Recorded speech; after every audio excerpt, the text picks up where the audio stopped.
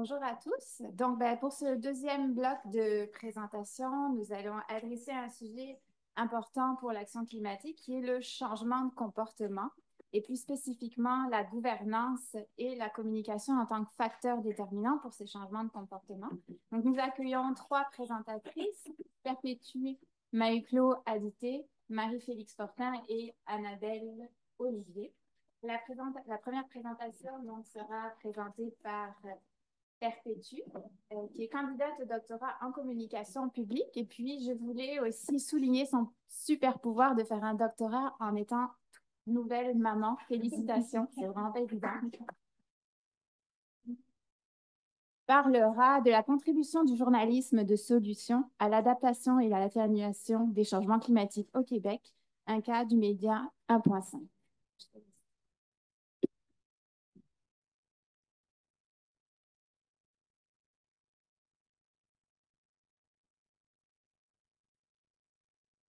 Bonjour tout le monde, j'espère que vous allez bien.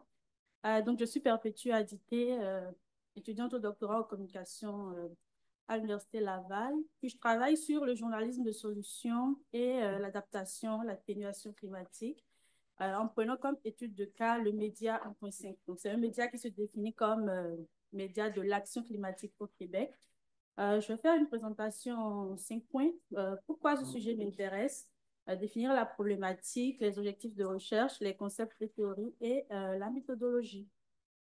Donc, pourquoi? Il faut savoir que moi, je suis vraiment impliquée en ce qui concerne les enjeux environnementaux depuis bientôt 10 ans, depuis plus de 10 ans. Donc, je suis passée au travers de nombreuses associations, que ce soit le Parlement national de l'eau, le Parlement mondial de l'eau pour la jeunesse, Oxfam Québec, je travaille avec Oxfam Québec sur des enjeux également liés à l'eau. Donc, tout ce bagage-là, en ce qui concerne mon implication, a redirigé mes expériences, si je peux le dire, vers tout ce qui concerne le développement durable, changement climatique, eau, hygiène, assainissement.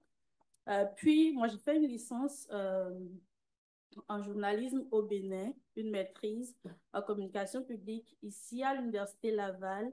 Puis là, je fais un doctorat en communication. Puis j'ai cherché le moyen vraiment de mettre ensemble, de capitaliser vraiment mes implications, mon engagement d'une part, puis voilà ce que j'ai appris, donc le profil communication.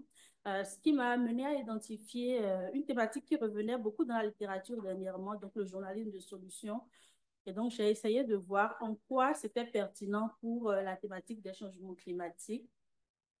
Donc, la problématique, on sait que quand même, depuis plusieurs années, décennies, c'est quand même quelque chose qui apparaît beaucoup dans la communauté internationale, les changements climatiques, on en parle beaucoup, c'est devenu un enjeu mondial parce que ça a quand même beaucoup de conséquences sur la planète. Puis, ce qu'on constate aujourd'hui, c'est que dans le contexte médiatique, on va parler de changement climatique avec un ton négatif, on va parler d'apocalypse, on va parler de fin du monde.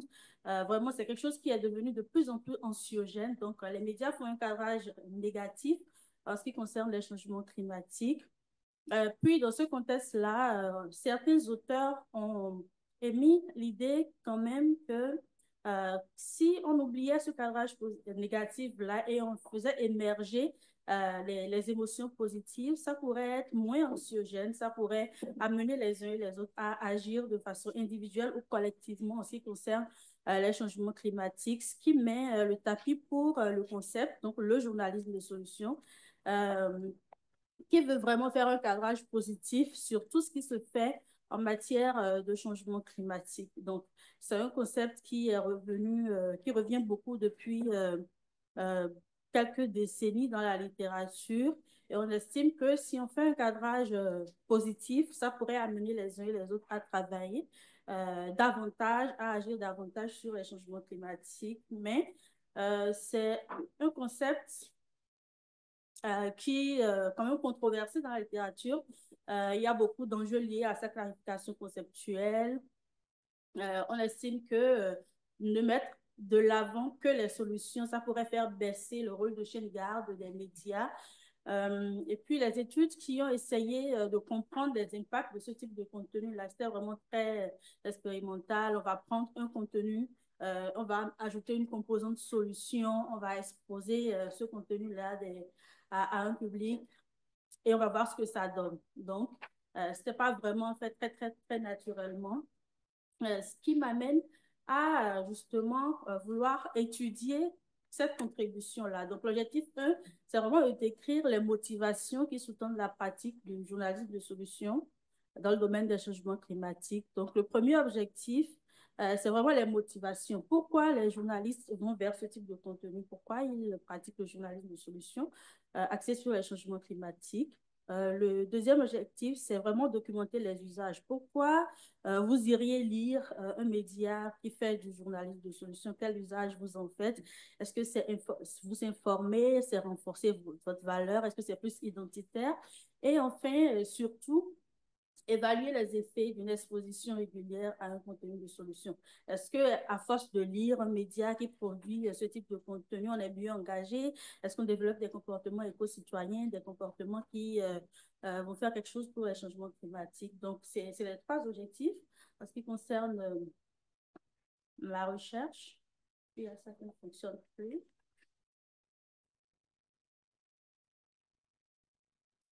Oui. OK. Donc, comme on le disait, il y a peu d'études sur les impacts du journalisme de solution. Donc, j'ai estimé que c'était intéressant du point de vue de l'action climatique, du point de vue également de l'environnement, de la psychologie environnementale, d'étudier ce sujet-là. Et au niveau de la pertinence sociale, évidemment, ça vient montrer comment la communication pouvait jouer un rôle en ce qui concerne l'adaptation et l'atténuation des changements climatiques. Donc, il y a vraiment beaucoup de concepts que j'ai identifiés en ce qui concerne cette thématique-là. Il faut dire que le journalisme de solution tire ses origines du journalisme constructif. J'ai abordé aussi la théorie de motivation, les usages et les gratifications et le concept surtout de l'engagement. Le journalisme constructif, c'est vraiment produire de l'information dans le but de créer une couverture productive et engageante. Donc, ça va venir trouver le moyen de susciter un certain intérêt de la part des uns et des autres à agir pour une cause. Et le journalisme de solutions décline vraiment de ce gros bloc, justement, conceptuel. Il y a beaucoup de il y a vraiment beaucoup de définitions qui ont été proposées, que ce soit par Pauline Amiel, Loger, beaucoup, mais voilà, dans ma conceptualisation, ce que moi je retiens, c'est vraiment une pratique qui consiste à identifier, justement, traiter, partager ce qui fonctionne dans la société. Donc, on va faire un cadrage vraiment spécifique. On va mettre de l'avant que ce soit les initiatives, les découvertes, les émotions, tout ce qui est intéressant, mettre cela de l'avant pour équilibrer un peu la balance informationnelle et dans le but vraiment de provoquer un certain engagement de la part des lecteurs et lectrices. Donc, les théories que je développe aussi, la motivation, les usages et gratifications et la théorie de l'engagement. Je vais plus me focaliser sur la théorie de l'engagement parce que c'est vraiment ça, c'est surtout ça qui m'intéresse, voir si ça a vraiment un impact.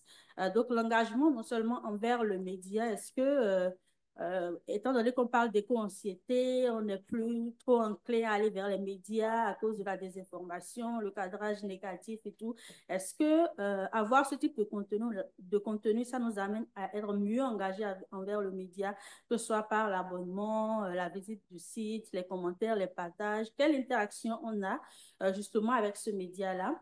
Puis l'engagement surtout envers la cause climatique. Est-ce que le fait de lire un média qui produit ce type de contenu, ça peut nous aider à revoir par exemple la consommation de viande rouge, en tout cas des comportements qu'on peut adopter en allant chercher des idées, des initiatives dans ce... voilà, Oui, voilà, il veut dire quelque chose aussi. Donc, en tout cas, en termes d'engagement, c'est vraiment ça. Et puis, par chance, j'ai vraiment identifié au Québec un média qui ne fait que ça. Donc, je trouvais que c'était quand même très intéressant de travailler sur le média 1.5. Je ne sais pas si vous avez déjà entendu parler de, voilà, donc le média 1.5 qui est apparu voilà, dans la sphère médiatique depuis 2017 et qui, justement, essaie de mettre en œuvre, de diffuser sous d'autres angles les enjeux liés à l'action climatique. Donc, ça va être stimuler l'action climatique de la population québécoise. Le ton va être positif, le ton va être engageant. On va parler d'une personne qui ne consomment pas de la viande rouge, l'effet que ça a, des personnes qui essaient de contrôler leur alimentation, des personnes qui ne prennent pas de char. En tout cas, on va mettre de l'avant que ce soit les actions individuelles ou les actions collectives, justement, pour stimuler l'action climatique.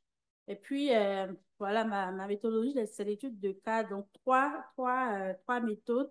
Donc, par rapport à la motivation, euh, par rapport au premier objectif, c'est comprendre les motivations. Donc, je souhaite faire des entrevues avec les membres de ce média-là, donc une dizaine. J'en ai déjà fait 8, ça évolue quand même très bien pour comprendre leur motivation. Est-ce que c'était des convertis? Est-ce qu'ils avaient déjà, c'est plus de l'automotivation en tout cas. Et l'analyse de contenu, je souhaite quand même vraiment passer au travers du baromètre de l'action climatique qui fournit beaucoup d'informations sur les habitudes des Québécois et Québécoises en termes de changement climatique, puis la discussion de groupe, parce que pour comprendre l'engagement, l'approche qualitative me permet de discuter avec les lecteurs et lectrices du métier pour comprendre est-ce que c'était aussi des convertis, est-ce que, est-ce que ça fonctionne bien, est-ce que ça les amène à adopter des comportements. Puis, voilà, merci beaucoup.